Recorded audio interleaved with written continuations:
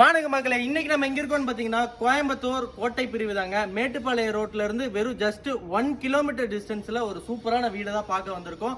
2.25 சென்ட்ல south ஃபேசிங்ல கிழக்கு வாசல் வச்சு 1100 ஸ்கொயர் ஃபீட்ல 2 பெட்ரூம் வீடு கொடுத்துருக்காங்க மக்களே. அதை தான் பார்க்க போறோம். வாங்க உள்ள போலாம்.